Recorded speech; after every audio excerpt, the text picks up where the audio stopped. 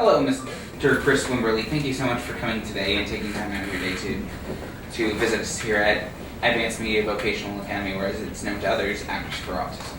Yeah, no problem. How did you initially get involved in animation? A lot of school and a lot of determination. I always knew that I wanted to be in animation when I was very, very little, like really little kid, maybe about 4 years old. I knew that I wanted to make cartoons for TV. Not so much feature film. I like animated movies, but my passion has always been for TV animation. So I just did all the research I could to find out what classes I need to take and what would be the best school for me to go to. And then from there, I just drew as much as I can, asked all the best questions I could, tried to find mentors to help me along the way and show me kind of what I need to do. And then from there, just found a way to break into the industry by doing like internships and things like that. Very interesting. So speaking of internships and the like, what was your first job at Nickelodeon and how did it help your career?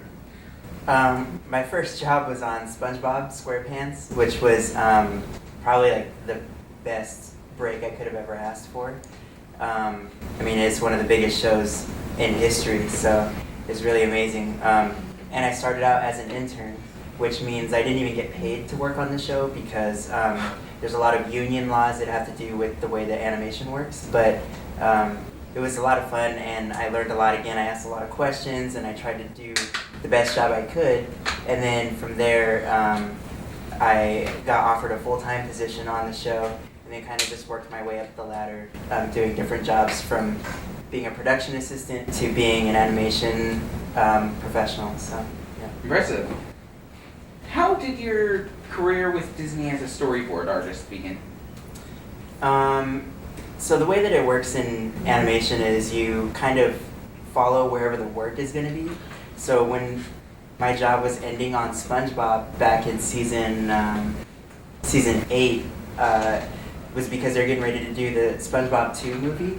So because they were kind of shutting down the way the show was running to go focus on the movie, a lot of us went to go find other jobs. So from Nickelodeon, I went to different studios, and one of the ones along the way was at Disney.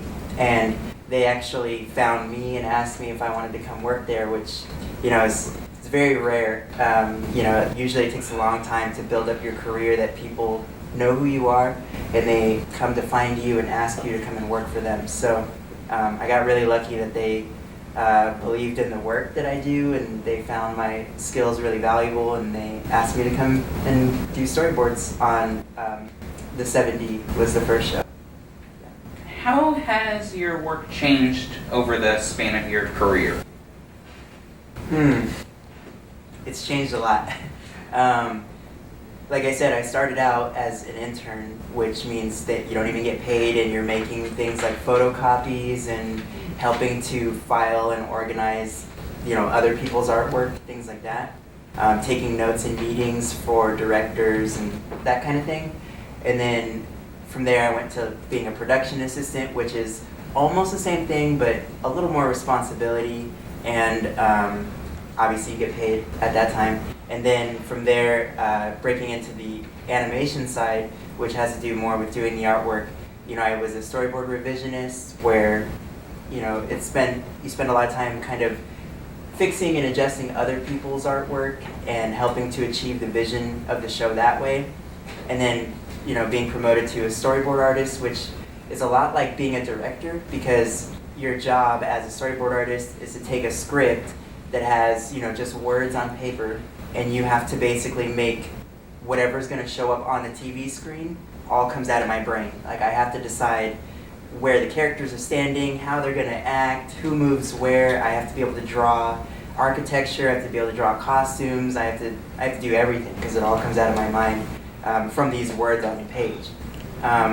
More recently, I've been really lucky that I have my own show in development at Nickelodeon with my creative partner, who also works at Nickelodeon. So we are working on a pilot for that show right now.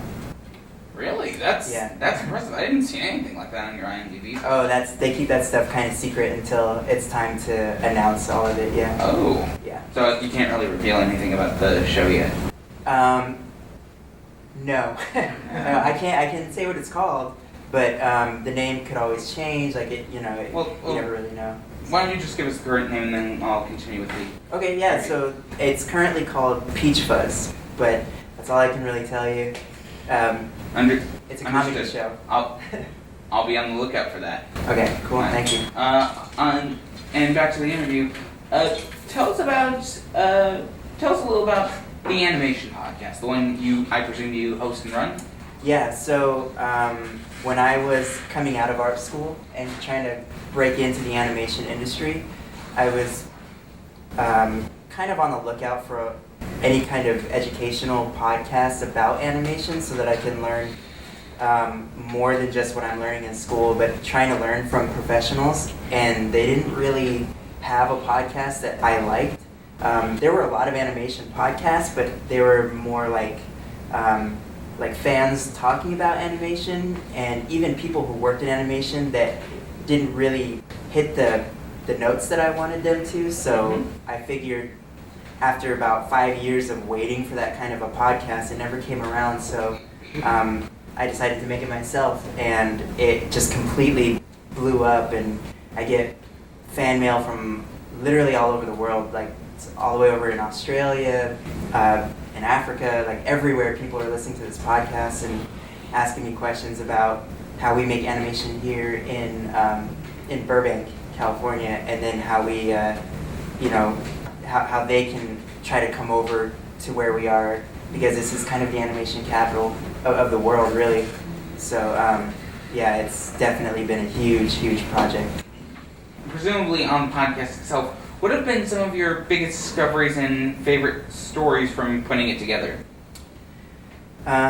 Biggest discoveries is probably, maybe how many different stories there are. Like, I always knew that everybody has a different story of how they get into animation, but I never really had a chance to compile them and put them all together. And because I know a lot of people, it became a really fun project to kind of document these stories of how they got into animation. So being able to share that with people has been really amazing. But yeah, other than that, kind of also hearing people's perspective, because obviously when you come into animation, you only have your own perspective because you're only one person. But hearing everybody else's different stories and their perspective on their jobs has been pretty amazing.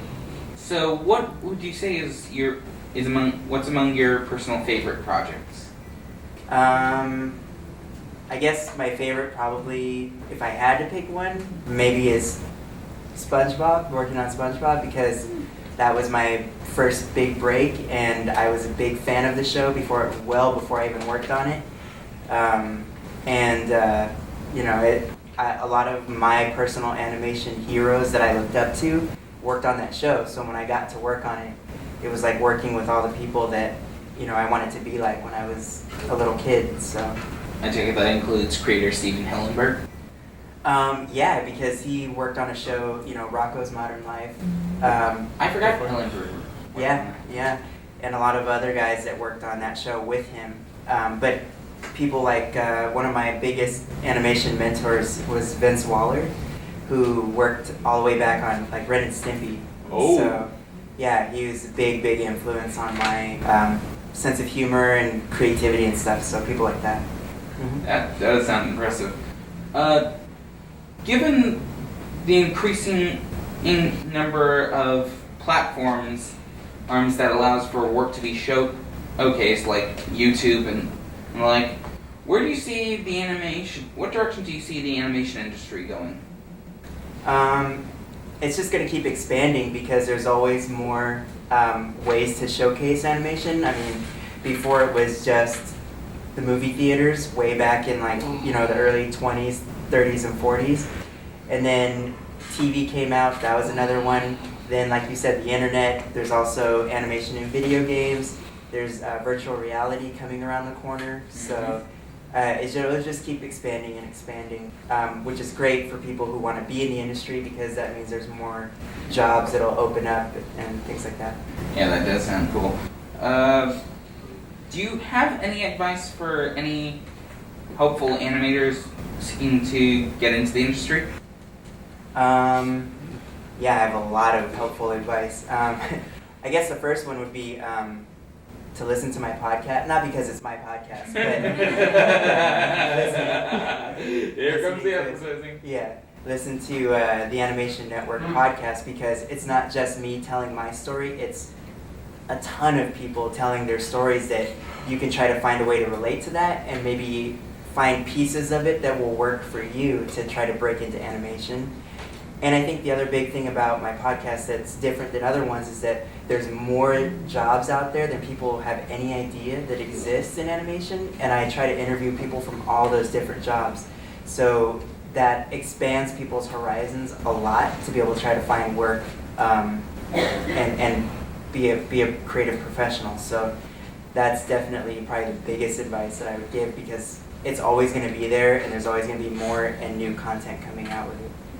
Thank you for taking time out of your day and week to come down and visit us here at AMBA. Yep, no problem. It's my pleasure.